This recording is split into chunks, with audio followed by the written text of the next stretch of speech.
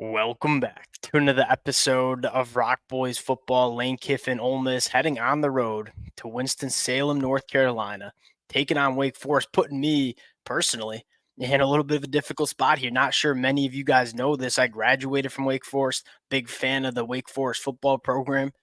That being said, you look at Ole Miss, one, I've been banging the table for this team going back to the summer months.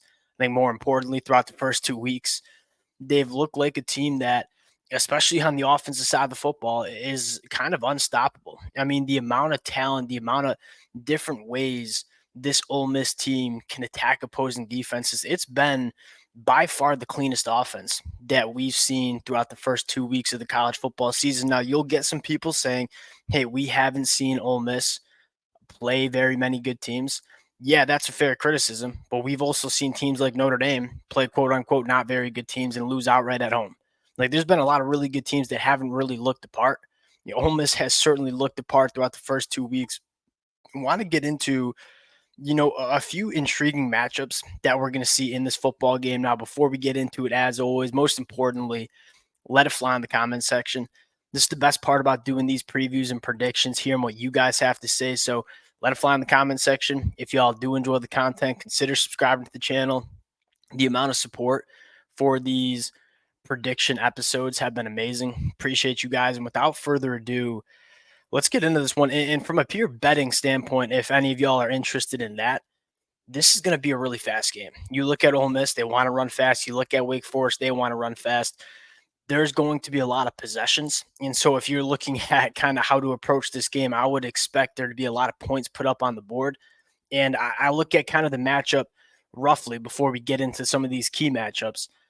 I think Ole Miss might have the dudes to slow down this Wake Forest offense.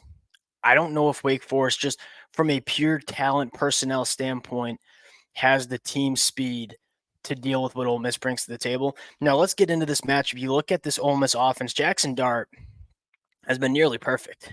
What, 87% completion percentage, 6 touchdowns to 0 interceptions, also has rushed for 2 touchdowns. You talk about early Heisman candidates, going back to what we talked about in the summer. Like Jaxson Dart certainly looks the part, and he's surrounded by legitimate top wide receivers in the SEC and Trey Harris and Juice Wells.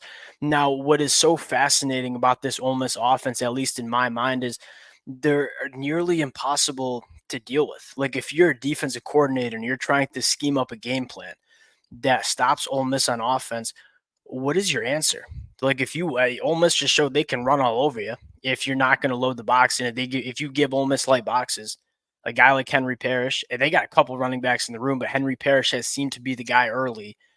They can kind of run all over you. I think this offensive line is improved from what we saw in 2023. Now, if you want to stop the run, you want to walk a safety into the box, you're leaving a guy like Trey Harris or Juice Wells uncovered on the outside. That's going to be a problem. And then you also have to account for what Jaxson Dart can do outside of the pocket, extending plays with his legs. That's kind of the key for Ole Miss is, hey, we're so multiple. We have so much NFL talent on this offensive side of the football, all being schemed up by one of the best offensive play callers that we see in the country with Ole Miss. If you're an opposing defense, it is nearly impossible the talent that Ole Miss has on the outside. Now, if there was a way to deal with it, you'd probably need elite cornerbacks. Now, the problem with Wake Forest is, look, I love my Wake Forest Demon Deacons. They were a team that in the ACC during that kind of COVID time period got to be a pretty good team because they had a lot of guys taking a COVID year. They had a lot of sixth and even that time seventh year seniors on this Wake Forest team. Now, with kind of COVID in the rearview mirror, they don't have those fifth, sixth, seventh year guys anymore. And you've seen Wake Forest struggle as a football program. They just don't recruit the caliber athlete that Ole Miss does. I think Dave Clawson is a phenomenal football coach and is one of those coaches that does the most with the least. That being said, I think on the defensive side of the football, I'm not sure if Wake Forest has, really is the team speed. I think they're pretty solid in the front seven. They got some guys in the front seven that I do actually like. But in terms of dealing with a Juice Wells or a Trey Harris out in space, I don't know if they have the caliber of athlete to deal with what Ole Miss brings to the table. Now, flipping the side here, Wake Forest does have, at least in my mind, some difference makers on offense. Hank Bachmeier has been solid for Wake Forest. They got a really good running back in Claiborne. They got two wide receivers in Donovan Green and Taylor Moore, who I think are dudes. Donovan Green, a guy that I think will be drafted to the NFL after this year. That being said, my big question mark here is, in Wake Forest along the lines of scrimmage block up Ole Miss? You look at how Wake Forest wants to run that offense with that slow mesh. I don't know if they'll be able to run the slow mesh because you have legitimate guys on this Ole Miss defensive line that can really get after the quarterback. So if you want to have that slow mesh, I feel like Ole Miss is going to be able to get a lot of penetration and get to the lap of the quarterback awfully quick in this football game.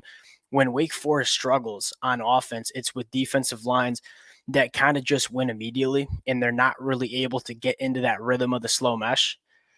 I think Ole Miss might be one of those front sevens that can do that. You look at Ole Miss on defense, and again, I recognize they haven't played elite caliber offensive lines, but the pass rush numbers are absolutely silly. And Princely U, 4 quarterback hurries, 24% pass rush win rate. Jared Ivey, 4 quarterback hurries, a 31% pass rush win rate. JJ Pegas has been a monster in terms of stopping the run. Walter Nolan's been really solid, and I think the X factor here, getting Suntarian Perkins a little bit more involved in the pass rush. We kind of talked about this all offseason, like how is Suntarian Perkins going to be used for this Ole Miss defense? I think they kind of found how they want to use him, and that is put him along the line of scrimmage, stand him up, and just go let him be an athlete. Use him in different ways. He can drop back in coverage. He can get after the passer. He can spy the quarterback. Suntarian Perkins is an X factor that you got to get involved on the defense, and I think as a freshman, he didn't really have that clear role in this Ole Miss defense.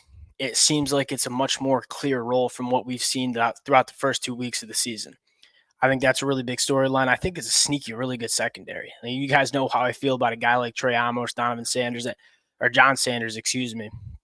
I think the secondary a lot better than what a lot of people think. But you talk about keys for this Ole Miss team on defense and why I'm so high in this Ole Miss defense to begin with. I think they got a legitimate front seven that can be a top unit within the SEC. That's really the difference between this Ole Miss team. Now, getting to the pick here, you got a 63-point total. Ole Miss on the road, 23.5-point favorites. Yeah, I would take both the over and Ole Miss to cover. And I feel pretty strong about Ole Miss. I get it's a lot of points, 23.5 points against a Wake Forest team that can score points, but I'm not sure how much success Wake Forest is going to have against this defense, specifically with how disrupted this defensive line is. And Wake Forest wants to run fast. And so obviously there are some benefits from running with a lot of tempo. There are also some downfalls. If you go 3 now, that's a minute off the clock and you're punting it back to Ole Miss. I don't see Ole Miss getting stopped very much in this football game. So if Wake Forest does get a drive going and put 7 up, but then they have 2 3-and-outs, I mean, you're probably looking at 28 points for Ole Miss, 7 to Wake Forest, maybe in the first half. And so I'm going to take the over points, but I'm also going to take Ole Miss on the side because I think Ole Miss is, again, you look at this offense, I don't think Wake Forest is going to present that many challenges for Ole Miss moving the football on this team. Ole Miss looks like the Terminator right now. It's hard to bet against them. Wake Forest just had a brutal loss against Virginia on Saturday. I'll take Ole Miss in the points. I also like the over in this football game. Appreciate you guys rocking with the fellas. If y'all do enjoy the content, consider subscribing to the channel. Appreciate you guys, and we'll talk to y'all later. Peace.